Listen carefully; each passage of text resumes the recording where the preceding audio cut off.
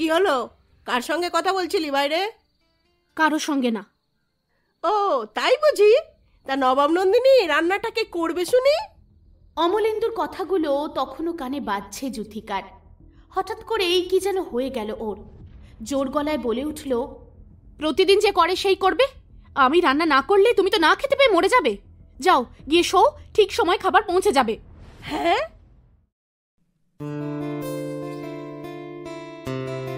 একটা তুলির আঁচড় দিলাম, আকাশ হলো নীল।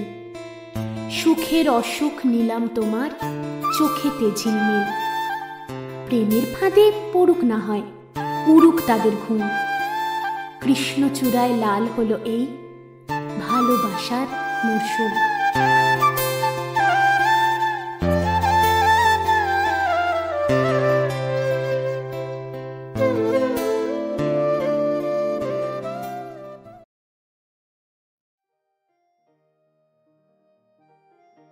নমস্কার ভালোবাসার মরশুমের বন্ধুরা, কেমন আছো সবাই? গল্প শুনছো তো মন দিয়ে? কেমন লাগছে কমেন্ট করে জানাচ্ছ তো? শোনো, সব রকমের কমেন্ট অ্যাকসেপ্টেড। যদি খারাপ লাগে সেটাও কিন্তু আমাদের জানাতে পারো। আরও কীরকম গল্প তোমরা শুনতে চাইছো অবশ্যই কিন্তু কমেন্ট করে জানিও। তবে আজকের গল্পটা আশা করি তোমাদের ভালোই লাগবে। আজকের গল্প কে প্রথম ভালোবেসেছি। গল্প পাঠে প্রত্যেক দিনের মতোই আমি তোমাদের বন্ধু অন্তরা। গল্পের অন্যান্য চরিত্রে আমার সঙ্গে তো প্রীতম রয়েছে, আরও যারা রয়েছে তারা হলো চৈতালি, শর্মিষ্ঠা, অংশুমান এবং সৌরভ। তাহলে চলো দেরি না করে গল্পটা শুরু করে দিই। আর হ্যাঁ, গল্পের শেষে লাইকটা কিন্তু অবশ্যই চাই।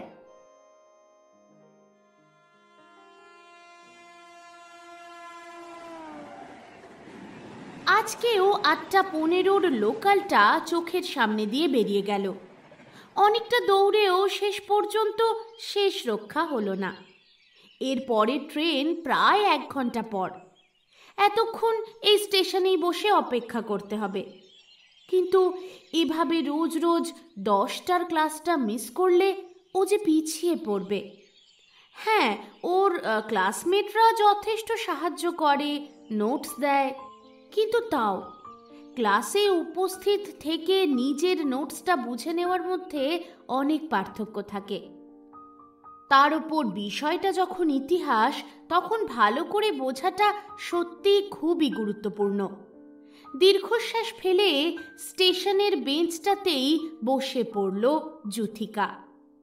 যুথিকা বিশ্বাস হিস্ট্রি অনার্সে ফার্স্ট ক্লাস পাওয়ার পর বাড়িতে এক প্রকার ছোটোখাটো যুদ্ধ জিতে ইউনিভার্সিটিতে MA পার্ট 1-এ অ্যাডমিশন নিয়েছে সদ্য। মধ্যবিত্ত পরিবারের একেবারে ডানা কাটা পরি যাকে বলে, ঠিক তাই যুথিকা।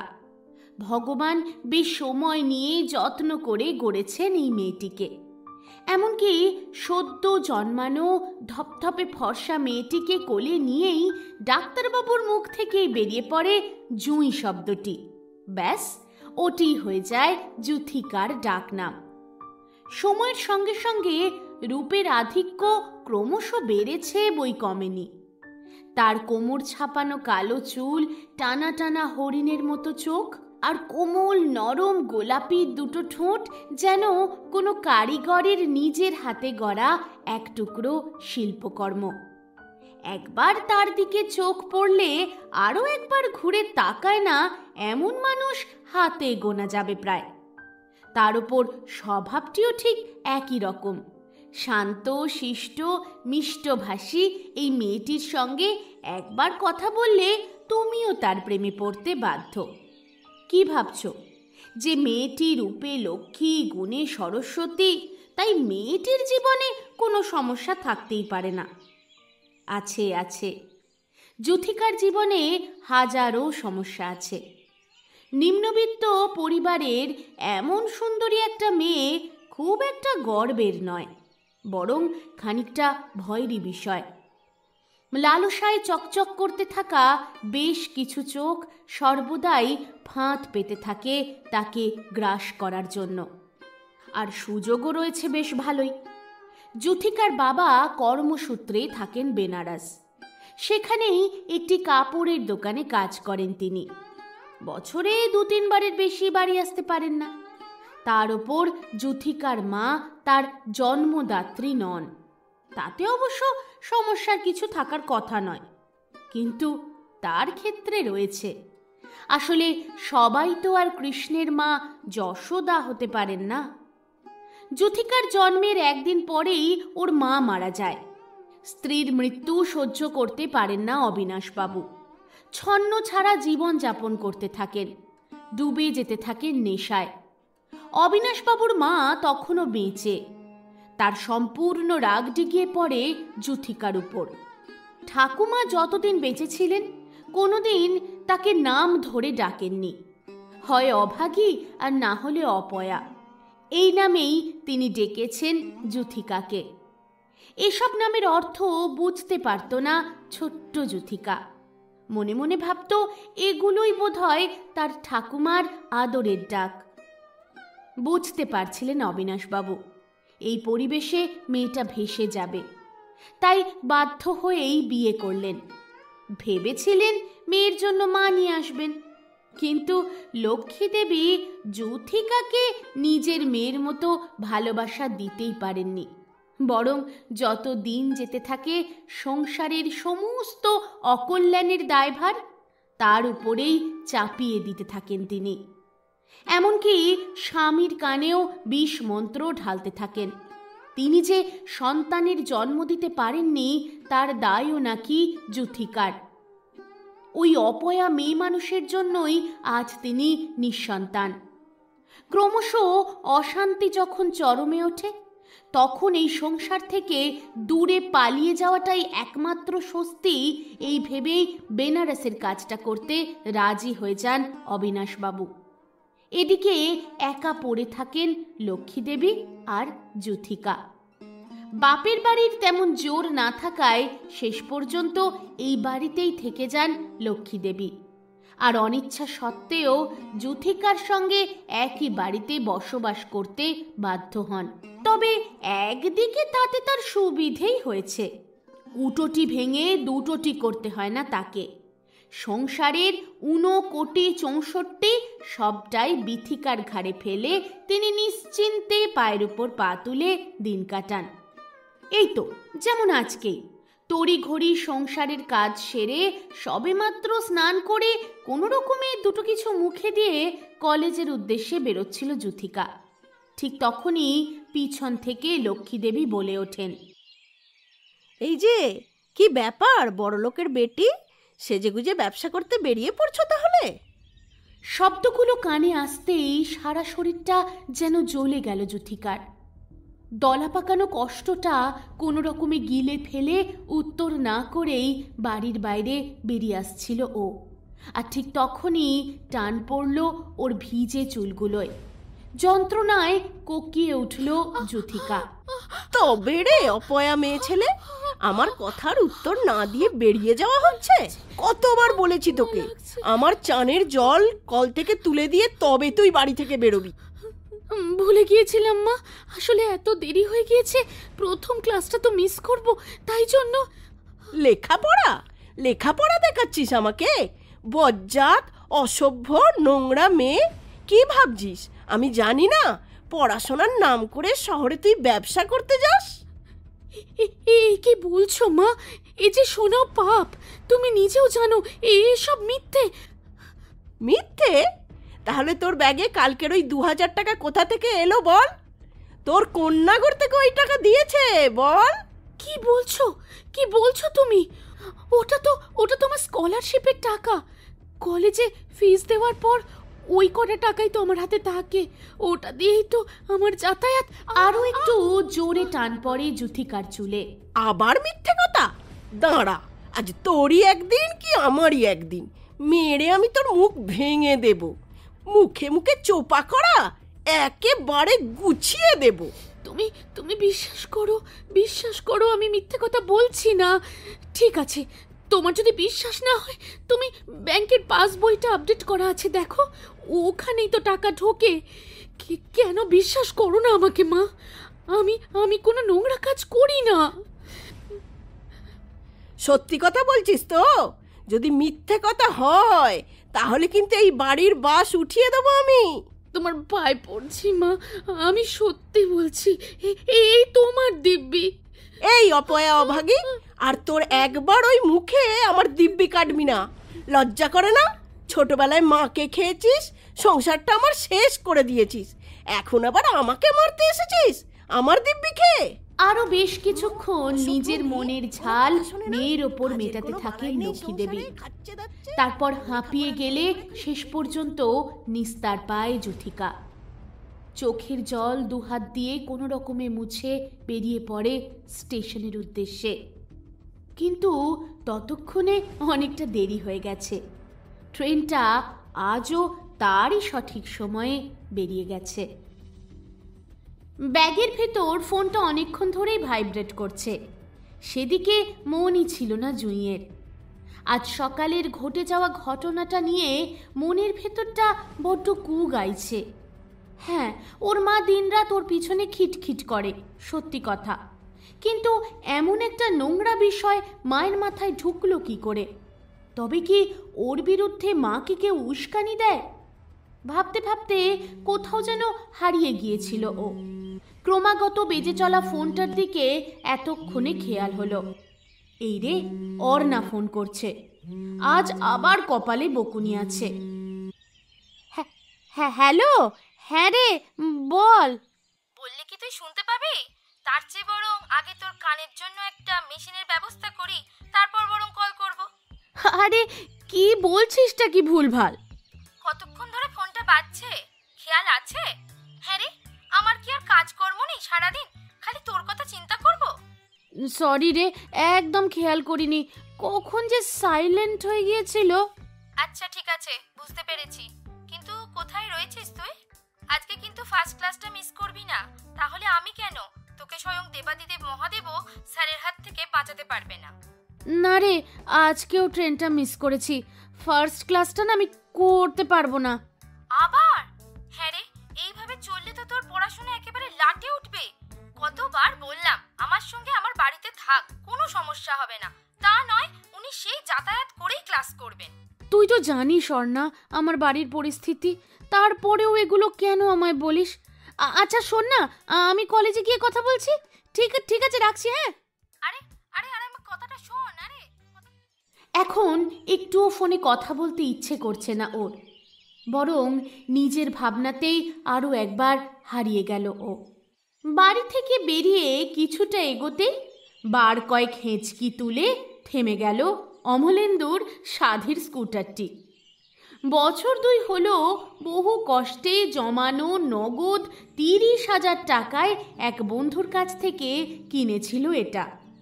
প্রথম সার্ভিস ঠিকঠাকই ছিল, কিন্তু যত দিন যাচ্ছে ততই কলকবজাগুলো ক্রমশ দুর্বল হতে শুরু করেছে। খুব একটা অবশ্য গাড়ি নিয়েও বেরোয় না, আশেপাশের কাজ মেটানোর জন্য সাইকেলেই ও কমফোর্টেবল। প্রতিদিন দোকানেও যায় সাইকেল নিয়েই, কিন্তু ওর বাড়ি থেকে স্টেশনটা সাইকেলে প্রায় 30 মিনিট। তাই মাসের এই 2 দিন শহরে যেতে হয় বলে স্টেশনে যাওয়ার জন্য গাড়িটাই ব্যবহার করে ও। কিন্তু আজকে মনে হচ্ছে কিছুতেই সময় পৌঁছতে পারবে না। এবার গ্যারেজে দিতেই হচ্ছে। একটু এগিয়েই নটুর চায়ের দোকান, সেটা ভোর 4টে থেকে দুপুর 12টা পর্যন্ত, আবার বিকেল 4:30 থেকে রাত প্রায় 10টা পর্যন্ত খোলা থাকে। অমলেন্দু ঠিক করলো দোকানেই গাড়িটা রেখে দিয়ে আপাতত একটা টোটো করে স্টেশনে চলে যাবে। ওর বন্ধু বিকাশকে একটা ফোন করে দিলেই গাড়িটা ও গ্যারেজে দিয়ে দেবে। যেমন ভাবা তেমন কাজ। কোনো রকমে নটুর দায়িত্বে গাড়িটা রেখেই দৌড় লাগালো অমলেন্দু। কিন্তু ওই যেদিন কপালে দুর্গতি থাকে সেদিন শত চেষ্টা করেও তো কিছুতেই তা খণ্ডানো যায় না। স্টেশনে যখন পৌঁছলো অমলেন্দু, ট্রেন বেরিয়ে গিয়েছে। ইস, ঠিক কলকাতা পৌঁছতে দুপুর হয়ে যাবে। কলেজ স্ট্রিটের বেশ কিছু পাইকারি দোকানের সঙ্গে দীর্ঘদিনের যোগাযোগ অমলেন্দুর। সরস্বতী পুস্তকালয় আদি নবগ্রামের সবথেকে পুরনো বইয়ের দোকান। দীর্ঘদিনের এই দোকানের বর্তমান মালিক অমলেন্দু গাঙ্গুলি। হ্যাঁ, আগের মতো বিক্রি বাট্টা তেমন আর নেই এখন। ইদানিং স্কুল থেকে বই দেওয়ার চল হয়েছে। আর বর্তমান প্রজন্ম গল্পের বইও যে খুব একটা পড়ে এমনটা নয়। তাই বইয়ের পাশাপাশি মোবাইল রিচার্জ আর জেরক্সেরও ব্যবস্থা করেছে অমলেন্দু। ইংলিশ অনার্স নিয়ে গ্র্যাজুয়েশন কমপ্লিট করার পর হঠাৎ করে বাবা যখন অসুস্থ হয়ে পড়ে, তখন প্রায় বাধ্য হয়েই শিক্ষক হওয়ার স্বপ্ন জলাঞ্জলি দিয়ে বইয়ের দোকানে বসতে বাধ্য হয় অমলেন্দু।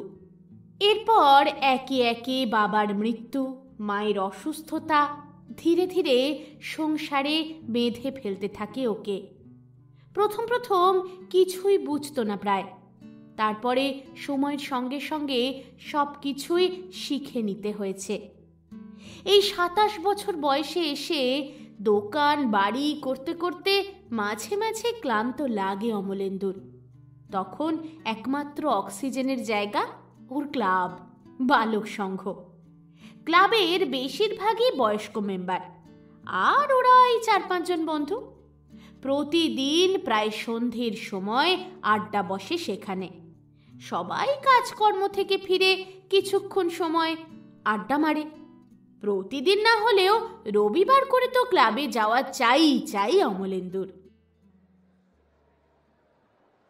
কলেজে পৌঁছেই অর্ণার গম্ভীর মুখটা দেখে থমকে ওর সামনে দাঁড়িয়ে পড়ল যুথিকা। এই কি রে, রাগ করেছিস? ওদিক থেকে কোনো উত্তর এলো না। এই অর্ণা, এই অর্ণু, প্লিজ রাগ করে না সোনা।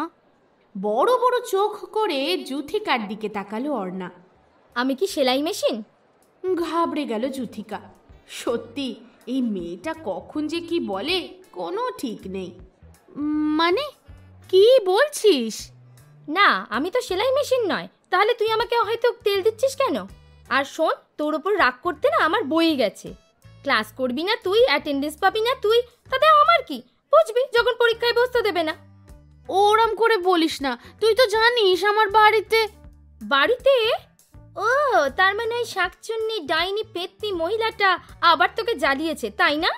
ছি ছি অর্ণা, এ কি ভাষা! ভুলে যাস না উনি আমার মা হন।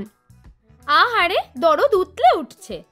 প্রথমত উনি তোর মা হলেও সৎ মা। না না, উনি সৎ না, উনি অসৎ মা, উনি এক্সিমা, উনি দোদমা। মায়ের নামের এমন বহর দেখেই হাসি পেয়ে গেল যুথিকার। তবুও একটু গম্ভীর হওয়ার চেষ্টা করেও বলল, এই কি ভুলভাল বকছিস? জানিস তো ভাই, আমার সেই ছোট্টবেলার স্বপ্ন আমি কারোর একটা মাথা ফাটিয়ে জেলে যাব। আমার মনে হয় মাথা ফাটানোর মানুষটা আমি পেয়ে গেছি। তুই একটিবার পারমিশন দে, তাহলেই তোর মায়ের মাথাটা। প্লিজ চুপ কর, তোর এই কথার জন্যই না তোকে সবাই এত বকাবকি করে। করুক, আই ডোন্ট কেয়ার। চল আমার সঙ্গে ক্যান্টিনে। নিশ্চয়ই ওই বাচাল মহিলাটা তোকে কিচ্ছু খেতে দেয়নি। আগে কিছু খাবি, চল, তারপর কথা। ব্যাস, অর্ণার মাথায় যখন কিছু ঢুকেছে সেটা সম্পূর্ণ না হওয়া পর্যন্ত স্বস্তি পাবে না। কিছু বুঝে ওঠার আগে যুথিকার হাতে হ্যাঁচকা টান পড়ল, আর ওকে নিয়ে ক্লাসরুম থেকে প্রায় উড়ে বেরিয়ে গেল অর্ণা। সিঁড়ি দিয়ে একেবারে জেট গতিতে নামতে শুরু করলো অর্ণা, আর উল্টো দিক থেকে উঠে আসা মানুষটিকে সজোরে গিয়ে ধাক্কা মারল। উফ মাগো, মাথাটা মনে হয় ফেটেই গেল। সিঁড়ির মাঝে লোহার পিলারটা কোথা থেকে এলো? Mind your language miss Arna Chowdhury. ভুলে যেও না এটা কলেজ। চোখ দুটো কি বাড়িতে খুলে এসেছো নাকি দেখতে পাচ্ছ না উল্টো দিক থেকে কেউ উঠছে? গোটা কলেজের ত্রাস professor Bikram Chowdhury, tall dark handsome. মানুষটিকে যেমন সবাই পছন্দ করে ঠিক তেমন ভয় পেয়েও চলে। আসলে তিনি সবেতেই খুব পারফেকশন পছন্দ করেন। কোথাও একটু পান থেকে চুন খসলেই একেবারে রুদ্রমূর্তি। একমাত্র গোটা কলেজে অর্ণাই বোধহয় এই মানুষটিকে একদম ভয় পায় না। পাবেই বা কেন? নিজের একমাত্র দাদাকে কি কেউ ভয় পায় নাকি পাত্তা দেয়, সে যতই ডাক্তার, প্রফেসর বা ইঞ্জিনিয়ার হোক? না, দেখতে পাচ্ছি না। তার কারণ আমি একটা জীবন মরণ সমস্যা নিয়ে প্রচণ্ড উদ্বিগ্ন। সরুন তো এখান থেকে, জ্ঞান দিতে এসেছে কোথা থেকে। জীবন মরণ সমস্যা? কি হয়েছেটা কি পরিষ্কার করে বলবি? না, বলবো না, অত সময় নেই। ক্লাস নিতে যাচ্ছিস, ক্লাস নিতে যা, সব ব্যাপারে নাক গলাতেই হবে, তাই না? ভদ্রভাবে কথা বল, এটা তোর বাড়ি নয়। এই জ্যোতিকা, কি হয়েছে আমাকে একটু বলো তো, এরকম অন্ধ গরুর মতো দৌড়চ্ছে কেন? কিছু হয়নি স্যার, আসলে ও মানে মানে ও আর কি। কি মানে ও ও তোদের এই মানে আর ওতেই সারা জীবনের গাড়িটা আটকে থাকবে, তাই না? যত প্রশ্ন আড়ালে আপটালে, সামনাসামনি এলে মানে ও, কিন্তু, কেন, উফ, বিরক্তিকর। বোনের ইঙ্গিতটা খুব ভালো করে ধরতে পারল বিক্রম। মনে মনে জ্যোতিকাকে বেশ পছন্দ করেও। বিষয়টা আন্দাজ করার পর থেকেই দাদার পিছনে লাগার একটা সুযোগও হাতছাড়া করে না দুষ্টু অর্ণা। কি হয়েছে বলবি নাকি এখানেই ঠাস করে একটা চড় মারবো? কি বললে? প্লিজ চুপ কর অর্ণা, আশেপাশে সবাই দেখছে। আমি বলছি স্যারকে। স্যার, আসলে আসলে আজ তাড়াহুড়ো করে না আমি বাড়ি থেকে কিছু খেয়ে আসতে পারিনি, তাই আর কি ও আমাকে নিয়ে ব্যস্ত হয়ে পড়েছে। না না জ্যোতিকা, বিষয়টা তো একদম ঠিক নয়। আচ্ছা, তোমার মা কি তোমায় আবার কিছু বলেছেন? মানে এর আগেও আমাকে বোন বলেছিল তোমার মা। জানিস তো দাদা ভাই, ভাবছি জ্যোতিকার বিয়ে দিয়ে দেব। বেচারা ওই বাড়িতে না আর টিকতে পারছে না। উফ, আমার কত দায়িত্ব ভাব। চল জ্যোতি, তোকে ক্যান্টিনে নিয়ে গিয়ে কিছু একটা খাওয়াই, তারপর ম্যাট্রিমোনিয়াল সাইডে তোর একটা অ্যাকাউন্ট খুলতে হবে। কি যা তা বলছিস? ওর বয়স কত, এখনই বিয়ে করবে? চাকরি বাকরি করুক, নিজের পায়ে দাঁড়াক, তবে না বিয়ে। ভালো মতোই যে দাদার লেগ পুল চলছে বুঝতে পারছে জ্যোতিকা। বিক্রম যে মনে মনে ওকে পছন্দ করে সেটা ভালো করেই বুঝতে পারে ও। বিক্রম স্যারকে নিয়ে ওর মনের মধ্যেও একটা ভালো লাগা আছে, কিন্তু একটা ভয়ও কাজ করে। স্যারেরা কত বড় লোক, কত সম্ভ্রান্ত ওদের পরিবার। জ্যোতিকার মতো মেয়েকে কোনোদিনই কি মেনে নিতে পারবে ওরা? তাই চাইলেও এগোতে পারে না ও। কিরে, শুভদৃষ্টি চলছে নাকি? একে অপরের দিকে হাঁ করে তাকিয়ে আছিস। চল চল, ক্যান্টিনে চল। বোনের কথায় লজ্জায় চোখটা নামিয়ে ফেলল বিক্রম। ইস, আশেপাশে কেউ নেই, এই ভাগ্য ভালো। যদি এইভাবে একটা মেয়ের দিকেও তাকিয়ে আছে কেউ দেখতো, তাহলে কি ভাবতো? মুচকি হেসে বন্ধুকে নিয়ে ক্যান্টিনের উদ্দেশ্যে রওনা হলো অর্ণা। বোন এতক্ষণ ধরে কি কি বলে গেল মাথার মধ্যে প্রসেস করতে করতে নিজের নেক্সট ক্লাসের দিকে এগিয়ে গেল বিক্রম। দাদা ভাই না তোর ফোন নাম্বারটা চাইছিল। রুটির শেষ টুকরোটা সবে মুখে দিয়েছিল জ্যোতিকা। অর্ণার কথা শুনেই গলায় আটকে বিষম লেগে গেল ওর। আরে আরে, কি হলো? জল খা জল খা। উফ, কি যে করিস না। এখন ঠিক আছিস? হ্যাঁ হ্যাঁ, ঠিক আছি, কিন্তু কিন্তু তুই কি বলছিলি? কি আবার বলছি দাদা ভাই তোর ফোন নাম্বারটা চাইছিল। তুই কি দিয়ে দিয়েছিস নাকি? না, এখনো দিইনি, তবে দিয়ে দেব ভাবছি। কেন? না না, দিস না প্লিজ, লক্ষ্মী সোনা বন্ধু আমার, দিস না। এই তো সমস্যাটা কি রে? আমার দাদা না তো টাকলা, না তো বেটে, না তো কানা, না তো খোড়া, না বোবা। কি হবেটা কি ওর সঙ্গে প্রেম করলে? শোন, আমার দাদা বলে বলছি না, একেবারে সোনার টুকরো ছেলেও। তবে মাঝে মধ্যে একটু ধমকায় চমকায়। সে তোর সঙ্গে যখন প্রেম করবে তুই আচ্ছা করে টাইট করে দিবি। এই তো দেখ না, আমার সামনে ট্যাফু পর্যন্ত করতে দিই না।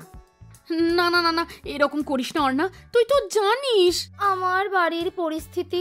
উফ, তোর এই ন্যাকা কান্না শুনতে শুনতে না আমার কানে একেবারে তালা লেগে গেছে।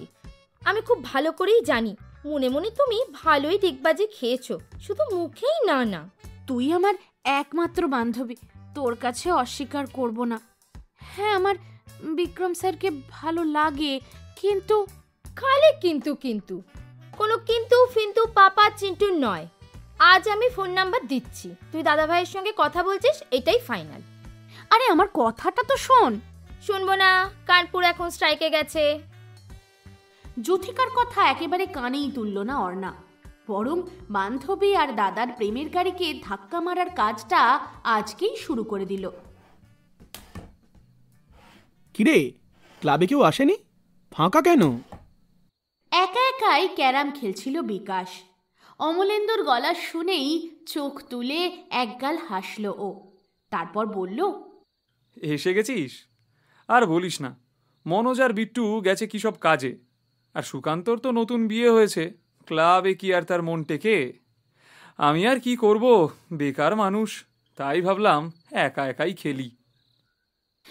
ভালোই করেছিস। স্ট্রাইকারটা দে। ও হ্যাঁ, থ্যাংক ইউ রে, তোর জন্য গাড়িটার একটা ব্যবস্থা হলো। চুপ কর তো, সামান্য একটা কাজ, তার জন্য আবার থ্যাঙ্কস। তবে এবার আর গাড়িটা খুব একটা ঝামেলা করবে না দেখিস, আমি দাঁড়িয়ে থেকে সারানো করিয়েছি। না করলেই ভালো, গ্যারেজে গেলেই তো কম করে 1000 টাকা খরচা, এবারে তো আবার 2500 টাকা নিল। যাকে বাদ দে। বলছি, ওই নাম আর ফোন নাম্বারটা স্টেশনে টাঙানোর ব্যবস্থা করেছিস? হ্যাঁ, কথা হয়ে গেছে, কালকে বিট্টু স্টেশনের 3-4টে জায়গায় লাগিয়ে দিয়ে আসবে বলেছে। তবে জানি না এতে কার কত উপকার হবে। না রে, কলকাতার ওই ঘটনাটা সত্যি আমাদের প্রচণ্ড ভয় পাইয়ে দিয়েছে। আর রাত 9টার পর তো আমাদের আদিনবগ্রাম স্টেশন প্রায় ফাঁকাই হয়ে যায়। যদি কেউ বিপদে পড়ে ফোন করে, আমরা তাহলে সাহায্য করতে পারবো একটু, এই আর কি। সবই তো ঠিক আছে, কিন্তু আমাদের বাড়ি থেকে তো স্টেশনটা অনেকটা দূর। সে তো জানি, তবু সবার তো গাড়ি রয়েছে, পৌঁছতে আর কতক্ষণ? সোশ্যালি সবারই তো একটা রেসপন্সিবিলিটি থেকে যায়, তাই না? সোশ্যাল রেসপন্সিবিলিটির কথা আর বলিস না ভাই, গোটা সমাজটাই এখন অসামাজিক হয়ে গেছে, সেখানে আর রেসপন্সিবিলিটির কথা কেউ মাথায় রাখছে না। আজকাল তবু আমাদের কয়েকজনের একটু বিবেক বলে কিছু বেঁচে রয়েছে। দেখা যাক, সেইটুকু নিয়ে যদি আমরা আমাদের সমাজের জন্য কিছু করতে পারি। আরে করতে পারি কি রে, করতে হবে তো, এটা আমাদের দায়বদ্ধতা। আফটার অল, যে সমস্ত মহিলারা রাত্রিবেলা বাড়ি ফেরে, তারা তোর আমার বাড়িরই তো মেম্বার, নাকি? ঠিক বলেছিস, অত ভেবে কাজ নেই, যেমনটা ভেবেছি তেমনটাই করব। পোস্টার তো লাগানো হয়ে গেছে, তাছাড়াও ওয়ার্ড অফ মাউথ বলেও তো একটা ব্যাপার রয়েছে। দেখবি, লোকের মুখে প্রচার পেয়ে আমাদের এই প্রয়াস অনেক বড় আকারে একসময় মানুষের কাছে পৌঁছবে। দেখবি, অনেক মানুষ আমাদের পাশে এসে দাঁড়াবে। দেখা যাক, হোপফুলি সেটাই তো চাই। এখন সময়ের অপেক্ষা। তোমরা তো শুনলেই, আশা করি বুঝতে পেরেছ। বালক সংঘ ক্লাব একটা নতুন উদ্যোগ নিয়েছে। আদি নবগ্রাম স্টেশন, বাসস্ট্যান্ড, এই সমস্ত জায়গায় ওদের নাম, ফোন নাম্বার সহ কিছু পোস্টার টাঙানো হয়েছে। রাতের দিকে বাড়ি ফিরতে যদি কোনো ছেলে বা মেয়ের অসুবিধা হয় বা তারা কোনো বিপদে পড়ে, যাতে এই নম্বরগুলোই যোগাযোগ করতে পারে। ইদানিং ওদের স্টেশনের কাছাকাছি কিছু উঠতি মাস্তান বড্ড বেশি মেয়েদের বিরক্ত করছে, তাই ওদের ক্লাব থেকে ওরা ঠিক করেছে যতটা সম্ভব সাহায্য করার চেষ্টা করবে। এছাড়াও 3-4টে ক্লাবের সঙ্গে কথা হয়েছে, তারাও ফাইনাল করলে তাদের নাম, ফোন নাম্বারও যোগ করা হবে লিস্টে। আপাতত অমলেন্দু সহ 4 জনের নাম, ফোন নাম্বার এই লিস্টে দেওয়া রয়েছে। দাদা ভাই, ভেতরে আসবো? চমকে উঠল বিক্রম। নিশ্চয়ই এই মেয়ের কোনো ধান্দা আছে। যে মেয়ে সারাদিন বাড়িতে যেখানে সেখানে হঠাৎ করেই টপকে পড়ে, ম্যানার্সের নামগন্ধ নেই, হঠাৎ করে এত পারমিশনের ঘটা, তার মানে ডালমে কুচ কালা। গম্ভীর গলায় বলে উঠল বিক্রম। হ্যাঁ, আয়। দাদা ভাই, বলছিলাম আমাকে একটা হেল্প করবি? হেল্প? হ্যাঁ বল, কি করতে হবে? বলছিলাম তোর ফোনটা একটু দিবি, একটা ফোন করতাম। দেখ না, আমার রিচার্জটা শেষ হয়ে গেছে। আচ্ছা, তুই এই ব্যাপার, ঠিক আছে, তুই ঘরে যা, আমি রিচার্জ করে দিচ্ছি। ঢং করে আবার ফোন চাওয়া হচ্ছে। না না দাদা ভাই, রিচার্জ তোকে করতে হবে না, একটা ফোন করতে দিলেই হবে। আমি কাল কলেজ যাওয়ার পথে রিচার্জ করে নেব, মা আমাকে টাকা দিয়ে দিয়েছে। বাবা, ভূতের মুখে রাম নাম। যে মেয়ে খাতা কেনার নাম করে বাড়ির 3 জনের কাছ থেকে টাকা আদায় করে, সেই মেয়ে আজকে এমন একটা সুযোগ হাতছাড়া করছে। কি ব্যাপার বলতো? দাদা ভাই, সব সময় বোনকে কেন ভুল বুঝিস? খাতা কেনার তো সামান্য কটা টাকা, আর এটা তো অনেকটা টাকার ব্যাপার। শুধু শুধু কেন এতটা টাকা নষ্ট করব বল? আচ্ছা আচ্ছা, ঠিক আছে ঠিক আছে, কি জানি বাবা তোর মনে কি আছে। নে ফোন নে, কাকে ফোন করবি করে নে, কিন্তু বেশিক্ষণ নয়, আমার কাজ আছে। ফোনটা বোনের হাতে দিতে দিতেই মনে মনে বলে উঠল বিক্রম। কি জানি বাবা, আজ সূর্য উঠেছে তো। কিভাবে যেন বিক্রমের মনের কথাটা বুঝে ফেলল অর্ণা। বেশ জোরেই ও বলে উঠল, আরে হ্যাঁ রে হ্যাঁ, সূর্য প্রতিদিনের মতো পূর্ব দিকেই উঠেছে, আর বিকেল হতে পশ্চিম দিকে অস্তও গেছে। ফোনটা নিয়ে কিছু একটা টাইপ করে আবারও ফোনটা দাদার হাতে ফিরিয়ে দিল ও। কি রে, কি হলো, ফোন করলি না? না, কাজ হয়ে গেছে। আগামীকাল একটা বই নিয়ে যেতে হবে, ওটাই একটা জ্যোতিকাকে জানিয়ে দিলাম। হোয়াটসঅ্যাপে মেসেজ করে দিয়েছি। আর শোন না, যদি ও রিপ্লাই করে একটু রিপ্লাই দিয়ে দিস, বলিস আমার রিচার্জ শেষ হয়ে গেছে। তোর কাজের ফোন নিজের কাছে তো আর রাখতে পারি না বল। বোনের চালাকিটা ধরতে পারল না বিক্রম। ভাবলো সত্যি হয়তো প্রয়োজনে ফোনটা নিয়েছিল বোন। মনে মনে খুশি হয়ে গেল। অনেকদিন ধরে ভাবছিল জ্যোতিকার ফোন নাম্বারটা চাইবে, কিন্তু কিছুতেই মুখ ফুটে বলতে পারছিল না। কিরে, মিটি মিটি হাসছিস যে বড়?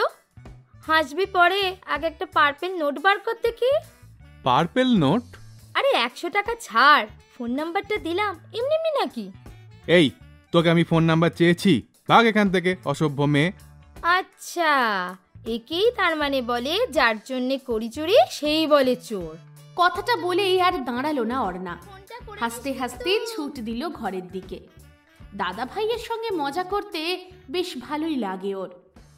নিজের ঘরে এসে পড়ার টেবিলে সরস্বতী ঠাকুরের দিকে তাকিয়ে চোখ বন্ধ করে মনে মনে বলল অর্ণা, ঠাকুর, আমার বান্ধবীটার এবার একটা হিল্লে করে দাও, মেয়েটা বড্ড কষ্টে আছে। আমি তো শুরুটা করেই দিয়েছি, বাকিটা তুমি দেখে নিও। এদিকে জ্যোতিকার ফোনে মেসেজটা আসতেই প্রচণ্ড ঘাবড়ে গেল ও। অর্ণা যা বলে তাই করে, ভালো করেই জানে, কিন্তু তা বলে এত তাড়াতাড়ি?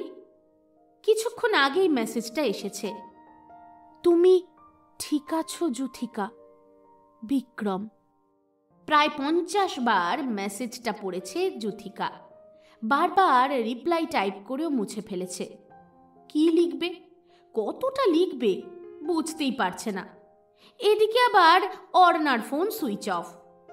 কিছু তো একটা রিপ্লাই দেওয়া উচিত, তাই শেষ পর্যন্ত ও লিখল, আমি ঠিক আছি স্যার, তেমন কিছু হয়নি। অর্ণা আসলে সব কিছু বাড়িয়ে বাড়িয়ে বলে। বিক্রমের ফোনে মেসেজটা ঢুকতেই চওড়া একটা হাসি খেলে গেল ওর মুখে। না, প্রথম মেসেজটা বিক্রম করেনি, ওটা অর্ণাই করে দিয়ে গিয়েছিল। কিন্তু জ্যোতিকা যে মেসেজের রিপ্লাই দিয়েছে সেটা দেখেই খুশি হয়ে গেছে ও। তার মানে মেয়েটা কি ওর কথা ভাবে? একটু ভেবে নিয়েই মেসেজ টাইপ করলো বিক্রম। ও তোমাকে খুব ভালোবাসে জ্যোতিকা, তাই জন্যই তোমাকে নিয়ে চিন্তা করে। কিন্তু তুমি কি নিজেকে নিয়ে আদৌ চিন্তিত? এবার টেনশনে হাত পাটা ঠান্ডা হয়ে গেল জ্যোতিকার।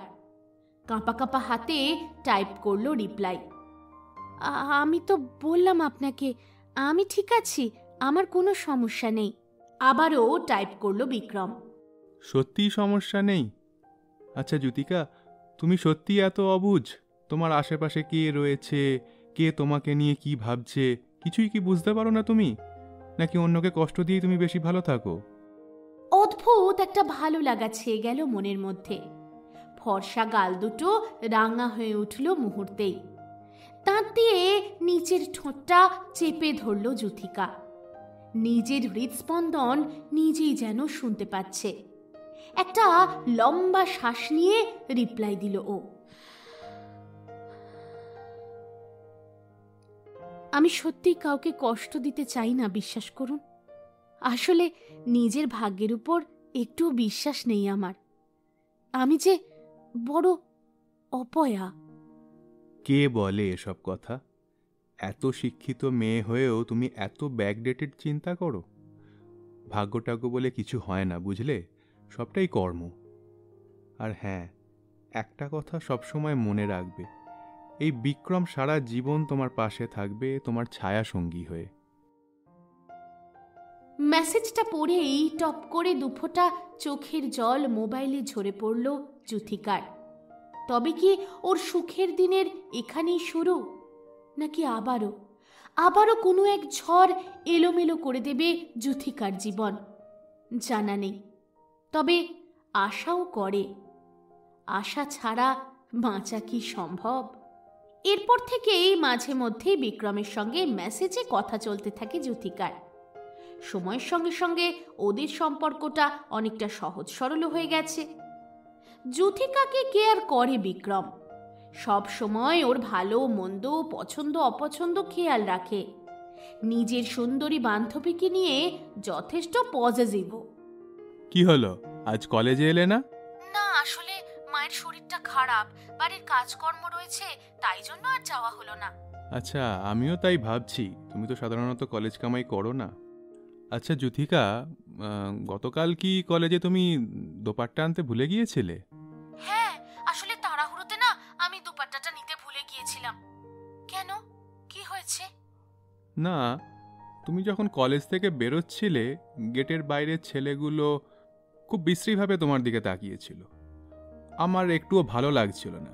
তুমি প্লিজ দোপাট্টাটা রোজ ক্যারি করো, আমি চাই না তোমার দিকে কেউ খারাপ দৃষ্টি দিক। উমা, তাই নাকি? আমি আসলে একদম খেয়াল করিনি বিক্রম। আচ্ছা ঠিক আছে, তোমার কথা আমি মাথায় রাখবো।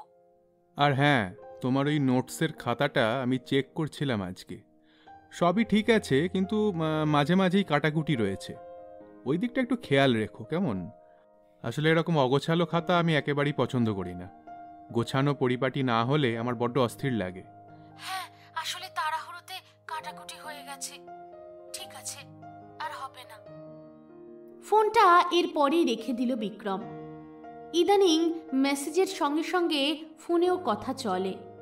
হ্যাঁ, একে অপরকে জানানো হয়নি ভালোবাসার কথা, কিন্তু মোটামুটি দুজনে বুঝতেই পারে নিজেদের মনের অবস্থা।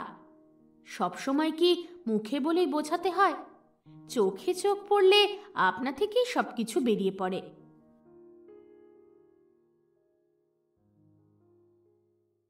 আজ কলেজ থেকে বের হতে বেশ লেট হলো যুথিকার। স্টেশনে এসে জানতে পারলো আজ 3 ঘন্টা কর্ড লাইনে স্ট্রাইক ছিল, তাই ট্রেন বেশ লেটে চলছে। মোটামুটি 6:30টার ট্রেনটা পেলেও টাইমে পৌঁছে যেত, কিন্তু ট্রেন এলো রাত প্রায় 8টায়। প্রথমের দিকে ট্রেনে ভিড় থাকলেও যত স্টেশন এগোতে থাকলো ভিড় ক্রমশ কমতে থাকলো। এদিকে ঘড়িতে তখন প্রায় 8:45। ভয় করতে শুরু করলো যুথিকার। গতকালও ফেরার পথে রিন্টু আর ওর বন্ধুদের রাস্তায় দেখেছিল ও।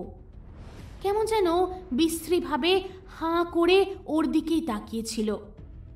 অড্ড গা ঘিন ঘিন করে ওই ছেলেটার দৃষ্টিটাকে। স্টেশনের পাশেই ছোট্ট একটা গুমটি দোকানঘর, খৈনি, চা, সিগারেটের। লক্ষ্য করেছে যুথিকা।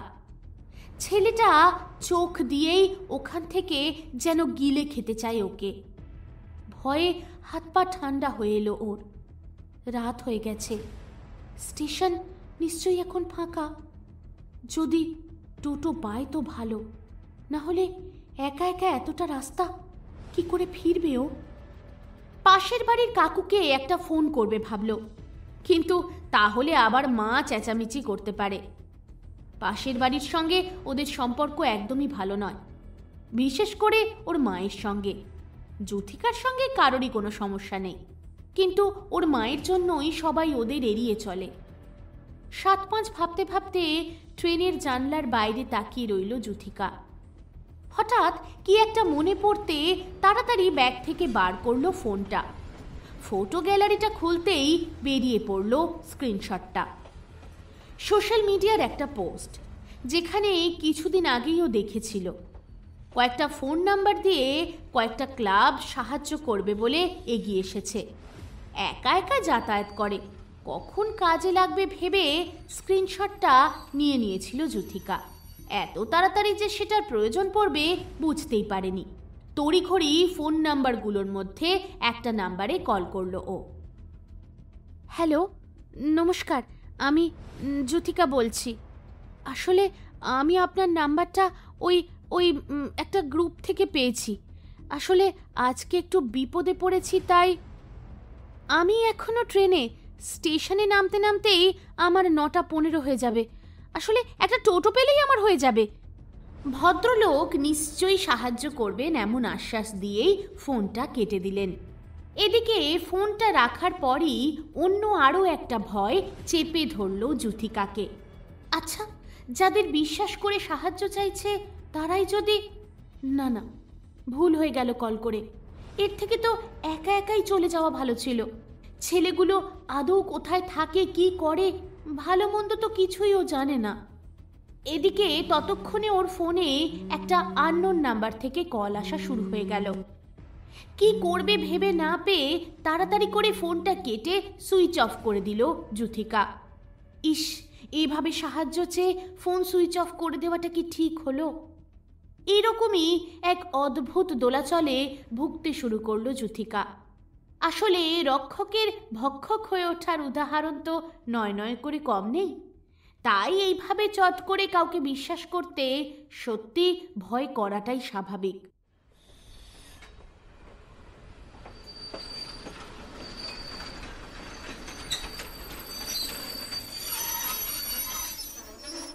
নটা 15 নবগ্রাম স্টেশনে নামলো জ্যোতিকা। যা ভেবেছিল ঠিক তাই। আশপাশ প্রায় ফাঁকা হয়ে এসেছে। ওড়নাটা ভালো করে মাথা দিয়ে পেঁচিয়ে নিল ও। তারপর ব্যাগটা বুকের কাছে চেপে ধরে দ্রুত পা চালালো। কিন্তু স্টেশনের বাইরে এসেই থমকে দাঁড়িয়ে পড়ল। না, একটাও টোটো নেই। এই গ্রামে টোটোর সংখ্যা নেহাতি কম নয়। তাহলে তারা গেল কোথায়? এখন অপেক্ষা করা ছাড়া আর কোনো উপায় নেই। এই অন্ধকার রাস্তায় একা একা হাঁটার থেকে স্টেশনে বসে থাকা অনেক ভালো। এবার সত্যি কান্না পাচ্ছে জ্যোতিকার। কি করে বাড়ি ফিরবে জানে না, আর তারপর বাড়ি ফিরে কি পরিস্থিতি হবে তাও জানে না। চারিদিক থেকে বিপদ যেন ঘিরে ধরেছে একেবারে। আজ অনেকদিন পর বাবার কথা খুব মনে পড়ছে। বাবা যদি আজ এখানে থাকতো, ওকে অন্তত বাড়ি ফেরাটা নিয়ে ভয় পেতে হতো না। এতক্ষণ স্টেশনের সামনেটাতে দাঁড়িয়েছিল জ্যোতিকা। লক্ষ্য করেনি উল্টো দিকের ছোট্ট গুমটির দোকানটা তখনও খোলা। বেশ কিছুক্ষণ অন্ধকারে দাঁড়িয়ে থাকার পর স্টেশনের ভিতরেই চলে যাবে ঠিক করে জ্যোতিকা। সেরকম বিপদ হলে স্টেশন মাস্টারের ঘর তো খোলাই থাকে, সেখানেই ঢুকে পড়বে। তারপর দেখা যাবে যা হবে। কিন্তু স্টেশনের ভিতর ওকে যেতে হলো না। তার আগেই... এক্সকিউজ মি, শুনুন, আপনি কি জ্যোতিকা? মানে আপনি কি ফোন করেছিলেন সাহায্যের জন্য? দ্রুত পিছন ঘুরে তাকালো জ্যোতিকা, আর ওর ঘন কালো ভীত হরিণীর মতো চোখ দুটোর দিকে চোখ পড়তেই উল্টো দিকের মানুষটার মনে ঝড় উঠল। বুঝতে পারল জ্যোতিকা, নিশ্চয়ই ওর ফোন পেয়েই এই ছেলেটা এখানে উপস্থিত হয়েছে। তড়িঘড়ি বলে উঠল, আমি? হ্যাঁ, মানে না তো, আমি তো কল করিনি। আমি তো এখানে অপেক্ষা করছি। আমার বাবা এক্ষুনি নিতে আসবে তো, তাই। Oh, I am really very sorry. আমাদের কাছে সাহায্যের জন্য একটা কল এসেছিল, সেটা পেয়েই আমি এখানে এসেছি। আপনি কি অন্য কোনো মেয়েকে এখানে দেখেছেন বাই এনি চান্স? কই না তো, আমি তো এখানে কাউকে দেখিনি। ওহ, আচ্ছা আচ্ছা, থ্যাংক ইউ সো মাচ। আসি, হ্যাঁ, আপনিও সাবধানে ফিরবেন। কোনো ক্রমে কথাগুলো বলেই পিছন ফিরল আগন্তুক। এতক্ষণে একটা মানুষকে দেখে মনের ভেতরে একটু বল পেয়েছিল জ্যোতিকা। এখন সে চলে যাচ্ছে দেখেই আবার অস্থির হয়ে উঠল ও। নিজের অজান্তেই যেন বলে উঠল, আপনি চলে যাচ্ছেন? বলছিলাম একটু দাঁড়িয়ে যান না। আসলে আমার বাড়ি থেকে আমার বাবা এসে গেলেই চারিদিকটা তো অন্ধকার, সেই জন্যই। এবার একটু সন্দেহ হলো অমলেন্দুর। বিকাশের কাছেই ফোনটা এসেছিল, কিন্তু ছেলেটা হসপিটালে। ওর মা হঠাৎ অসুস্থ হয়ে পড়েছে। তাই শেষ পর্যন্ত অমলেন্দুকেই আসতে হলো। হ্যাঁ, সে আমি দাঁড়াতেই পারি, কিন্তু আমায় অ্যাকচুয়ালি একটু আশেপাশে দেখে নিতে হবে। সাহায্যের জন্য যিনি ফোন করেছিলেন, হ্যাঁ, আমি তো একাই স্টেশনে রয়েছি। ট্রেন থেকে তো আমি একাই নামলাম। এই দেখুন না, কেউ নেই কোথাও। আচ্ছা, কিছু যদি মনে না করেন, আপনি সত্যিই বলছেন তো? মানে আপনি কোনোভাবে ফোন করেননি তো? মানে কোথাও ভুল হচ্ছে না তো আপনার? এতক্ষণের কথাবার্তায় ছেলেটাকে খুব একটা অসৎ মনে হলো না যুথিকার, তাই শেষ পর্যন্ত সত্যি কথাটা বলেই দিল। হ্যাঁ, আসলে আমি কল করেছিলাম, কিন্তু বুঝতে পারছিলাম না যে যিনি আসবেন তিনি আদৌ কতটা বিশ্বাসযোগ্য হবে, তাই তো? তা আপনাকেই বা কি দোষ দিই বলুন? আসলে চারপাশের যা অবস্থা, এটা হওয়াটাই খুব স্বাভাবিক। এনিওয়ে, আপনি নিশ্চিন্তে থাকুন, আমি সেরকম মানুষ নই। নিজেকেই নিজের সার্টিফিকেটটা দিয়ে দিলাম আর কি। কি করব বলুন? এই মুহূর্তে ব্যাপারটা অ্যাকনলেজ করার মতো কেউ তো আর নেই, না? না না, ঠিক আছে, কোনো ব্যাপার নয়। আপনি প্লিজ আমায় ভুল বুঝবেন না। আরে না না, ভুল বুঝবো কেন? আপনার জায়গায় আমি থাকলে আমিও হয়তো এমনটাই ভাবতাম। চলুন এগোনো যাক, আপনার আবার দেরি হয়ে যেতে পারে। হ্যাঁ হ্যাঁ, চলুন। কিন্তু টোটো তো একটাও দেখতে পাচ্ছি না। তাহলে টোটো? টোটো কি হবে?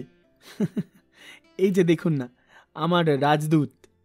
এতেই নয় কষ্ট করে একটু চেপে বসুন। স্কুটারে?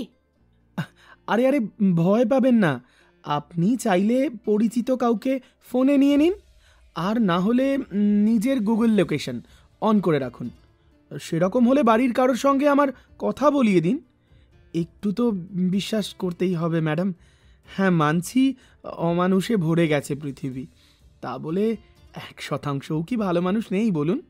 এবার লজ্জা লাগলো যুথিকার। পুরুষ মানুষকে দৃষ্টিকে চিনতে খুব একটা ভুল হয় না মেয়েদের। আর যাই হোক, ছেলেটিকে নোংরা মানসিকতার মনে হচ্ছে না ওর, বরং বেশ ভদ্র সভ্যই মনে হচ্ছে। কি হলো ম্যাডাম? কি ভাবছেন? যুথিকা। হ্যাঁ, যুথিকা বলুন, ম্যাডাম নয়। ও আচ্ছা আচ্ছা, তা কি ভাবলেন যুথিকা? চলুন, দেরি হয়ে যাচ্ছে। স্কুটার একটু এগোতেই হঠাৎ করে দেখা মিলল একটা টোটোর। তাড়াতাড়ি বলে উঠল যুথিকা, ওই ওই দেখুন, টোটো টোটো, দেখুন দেখুন। হ্যাঁ হ্যাঁ, আপনি কি তাহলে টোটো করেই যাবেন? চাইলে যেতেই পারেন। আমি আপনার টোটোর পিছন পিছন গাড়ি নিয়ে আপনাকে বাড়ি অবধি পৌঁছে দেব। কিছুক্ষণ ভাবল যুথিকা। এতটা বিশ্বাস করে গাড়িতে যখন চাপলো, বাকিটা পথ নিশ্চয়ই পৌঁছে দেবে মানুষটা।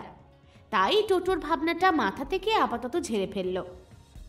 না না, স্কুটারেই যাব, চলুন। সেই তো আপনাকে দিতে যেতেই হবে, তাহলে আর এক যাত্রায় পৃথক ফল কেন হবে বলুন? বাহ, আপনি তো ভালো কথা বলতে পারেন। ধুর, কোথায় ভালো পারি? তা আপনি কি করেন? মানে চাকরি করেন? না না, ওই সরস্বতী পুস্তকালয় নাম শুনেছেন? হ্যাঁ হ্যাঁ, আমি তো কতবার ওখান থেকে বই কিনেছি। ছোটবেলায় বাবার সঙ্গে গিয়েও বই কিনে এনেছি। হ্যাঁ, ওই দোকানটা এখন আমার। এতদিন বাবাই চালাতেন, এখন বাবা চলে যাওয়ার পর সবটাই আমাকে সামলাতে হচ্ছে। আচ্ছা আচ্ছা, খুব ভালো।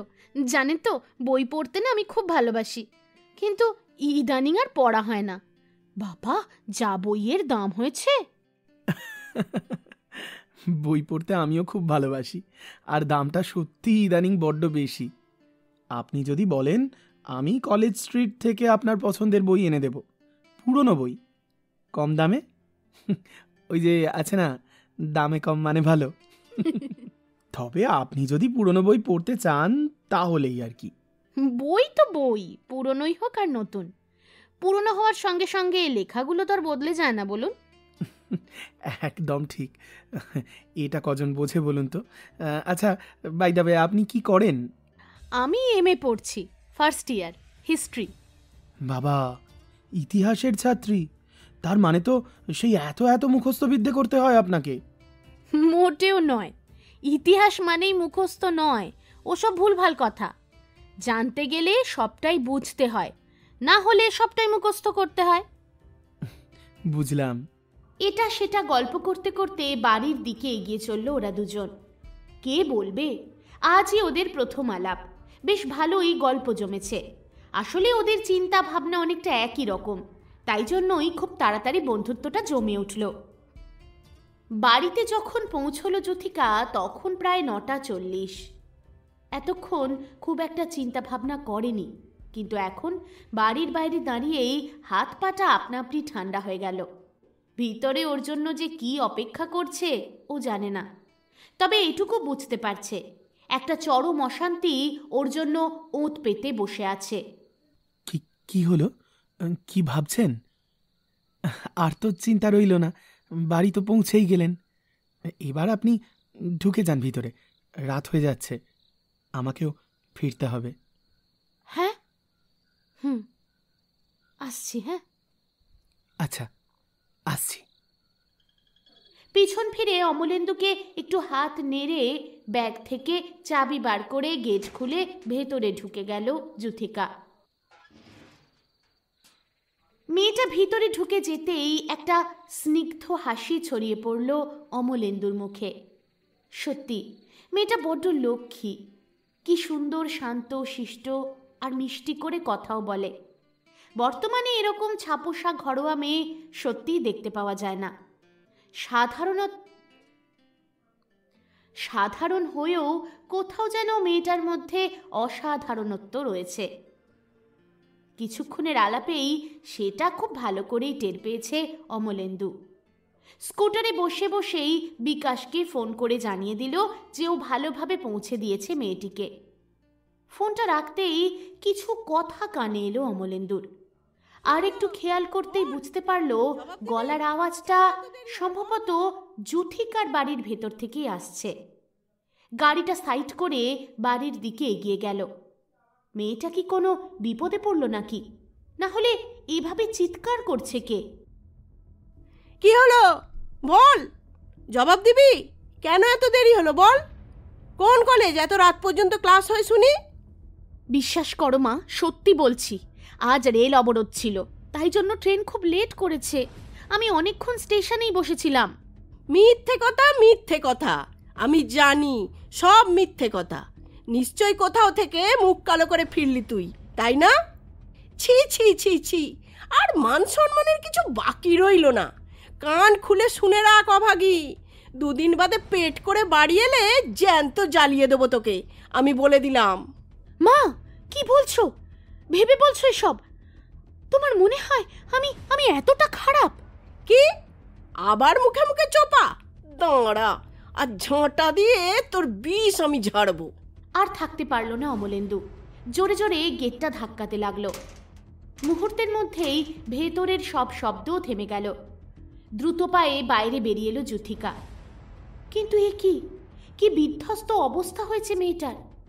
এই কয়েকটা মুহূর্তেই চোখের জলে কাজল ঘেঁটে গিয়েছে, চুলগুলো একেবারে এলোমেলো হয়ে গেছে, নাকটা লাল হয়ে রয়েছে। অমলেন্দুকে এখনো এখানে দেখে চমকে গেল যুথিকা। এই রে, মা যদি জানতে পারে এর সঙ্গেই গাড়ি করে এত রাত্রে এসেছে, তাহলে এতক্ষণ যা যা সন্দেহ করেছিল সব সত্যি হয়ে যাবে। তাড়াতাড়ি বলে উঠল ও, আপনি এখানে এখনো কি করছেন? বাড়ি যাননি কেন? প্লিজ আপনি এখান থেকে চলে যান। আমার মা যদি জানতে পারে না, তাহলে সর্বনাশ হয়ে যাবে। কিন্তু যুথিকা, ভিতরে কি হচ্ছে? উনি এসব কি বলছেন আপনাকে, আর আপনি চুপচাপ করে? কি হলো, কিছু উত্তর দিতে চাইছেন না কেন? প্লিজ আপনি আমার ব্যক্তিগত জীবনে নাক গলাবেন না। আপনি কে এসব বলার? কতটা চেনেন আমাকে? কিছুক্ষণের পরিচয় একেবারে অভিভাবকের মতো ব্যবহার করছেন। সুযোগ নিতে চাইছেন, তাই না? ভাবছেন অবলা নারী, সাহায্য করবেন, আর আমি গলে জল হয়ে যাব? এসব কি বলছেন আপনি? আমি তো আপনাকে সাহায্য করতে। চুপ করুন, যান এখান থেকে, চলে যান। মাথা নিচু করে গাড়ির দিকে পা বাড়ালো অমলেন্দু। তারপর হঠাৎ কি মনে করে একদম ফিরে সোজাসুজি যুথিকার দিকে তাকালো। তারপর বলল, নিজেকে অবলা বলে আড়াল করতে চাইছেন, কিন্তু এভাবে নিজের চোখে ছোট হয়ে যাচ্ছেন না তো? সব সময় জানবেন, অন্যায় যে করে আর অন্যায় যে সহে, তব ঘৃণা যেন তারে তৃণ সমদহে। চোখ ভর্তি জল নিয়ে অবাক দৃষ্টিতে অমলেন্দুর দিকে তাকিয়ে রইল যুথিকা। প্রতিবাদ করুন যুথিকা, মনে রাখবেন সহ্যেরও একটা সীমা থাকা প্রয়োজন। নিজেকে এভাবে অসম্মান করবেন না। কিরে, বাইরে দাঁড়িয়ে পড়লি যে, কার সঙ্গে কথা বলছিস? চমকে উঠল যুথিকা। প্লিজ আপনি দাঁড়িয়ে থাকবেন না, চলে যান। আর দাঁড়ালো না অমলেন্দু। এতক্ষণ মেয়েটাকে সত্যি ওর সহজ সরল মনে হয়েছিল, কিন্তু তাই বলে এতটা দুর্বল মেয়েটা ভাবতেই পারেনি। মেয়েটা সম্পর্কে কিছুই জানে না, তবে এতক্ষণে এটা বুঝতে পেরেছে ভিতরে যে মানুষটি রয়েছে সে একেবারেই যুথিকার শুভাকাঙ্ক্ষিত হতে পারে না। না হলে এই ভাষায় কেউ কাউকে অপমান করতে পারে? তাই বাধ্য হয়েই এখতিয়ারের বাইরে গিয়ে হয়তো কতগুলো কথা বলে ফেলেছে। একটা দীর্ঘশ্বাস ফেলে স্কুটারে স্টার্ট দিল ও। সকাল সকাল আবার দোকান খুলতে হবে, তাই একটু দ্রুতই বাড়ির উদ্দেশ্যে রওনা হলো। কি হলো, কার সঙ্গে কথা বলছিলি বাইরে?